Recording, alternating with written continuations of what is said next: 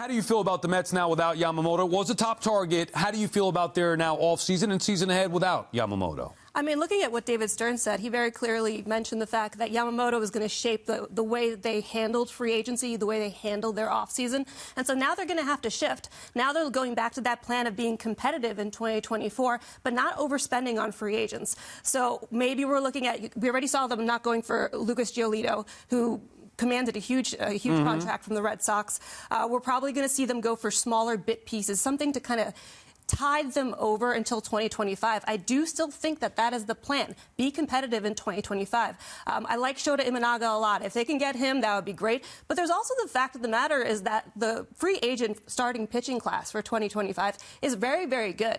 I mean, you've got Shane Bieber, you've got Zach Wheeler, you've got that kid that everyone's talking about, Rody Sasaki, who they say is a Yamamoto who is 22 years old and can have that type of talent, who could have that type of impact. So I say do the best you can in 2024 and put all your chips till 2025. I actually watched him in the World Baseball Classic. Really, really good. So he is exciting. But I liked what you said. Yeah, it's not Yamamoto or bust. So when I see what's happening here is like, okay, you didn't get your guy. You still have time. You still have things that you can get accomplished. And let's remember, too, find some solace in this, that the Yankees didn't get him and 29 other clubs didn't get this guy. And in the playoffs, 11 out of those 12 teams are not going to have him on their team either. So now it's a chance to reevaluate, do a little pivoting, so to speak. You mentioned those tier 2 guys. So there's still time to make moves. It's not all lost. And even if they got Yamamoto, they would still have to go out and spend a lot to form a team to build around him. That feels irresponsible. So I feel like there's some good, responsible things happening here for the Mets. So look, I think the Mets put their eggs, as far as the idea of being a competitive big splash type of move, type of team this year, into Yamamoto. That was the move. Now, to your point, to Laura's point, it's about the pivots. I think the Mets can field a competitive team, but I think the reality of missing out on Yamamoto kind of speaks to Sal. Yes, I trust Steve Cohen. Yes, I think he knows what he's doing, and the Mets will ultimately get this right. But I do think in some ways they are kind of looking at 2024 as that kind of bridge year, as that kind of transition year where they have big pieces in place like Alonso, like Lindor, like McNeil, like Nimmo, Diaz coming back. But I also think they're realistic with the younger guys they have coming up, with the bigger free agent class that is coming next year.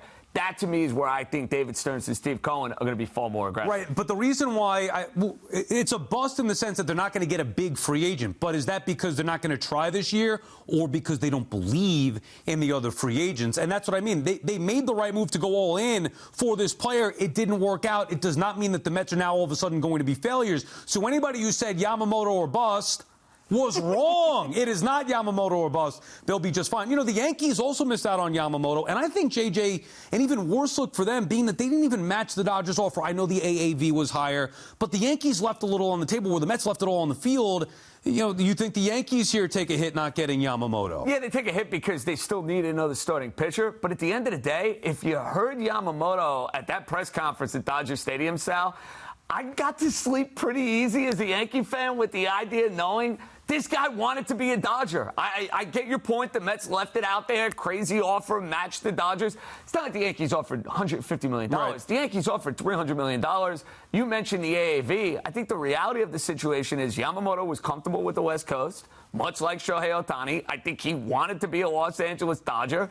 They came a-calling. Ohtani came in, was the closer.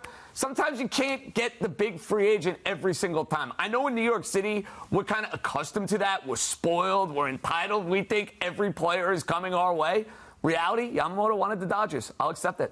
Yeah, you know, I wasn't completely bothered by the fact that the Yankees didn't offer the biggest possible contract. I also feel like they have a lot more options than the Mets do because they are right now in win-now mode. They can pivot to Jordan Montgomery. They can pivot to Blake Snell. They can look at Dylan Cease. They can look at Corbin Burns, too. I mean, there are a bunch of pitchers right now in the trade market that they can look at as well. So having all those other options, I don't think that they necessarily had the impetus when you take into account the fact that, you know, he basically was like, I want to be either a Dodger or a Giant, but mostly I want to be a Dodger. manager. Right. Yeah, you kind of said it's not you, it's me, right? Like, even if I was here, I wouldn't enjoy it. So the guy's not here, so now you do have to pivot. My concern, it's disappointing being the bridesmaid. The Yankees have been the bridesmaid one too many times, and I think they only have the fourth best rotation right now. If Carlos Rodon cannot be the guy they need him to be, if you look at the American League East, I don't know if they're better than the other three teams ahead of them, maybe better than the Red Sox right now. So that's my biggest concern is, okay, you missed out on him.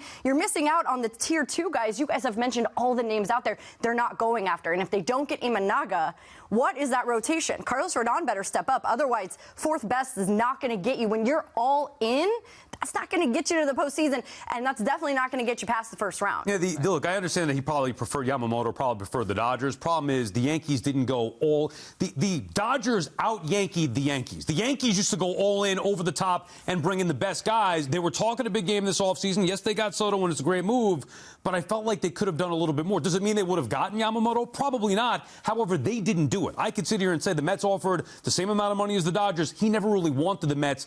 I do think he might have wanted the Yankees a little bit more, but we'll never know if all things were equal with the total value who he would have chosen.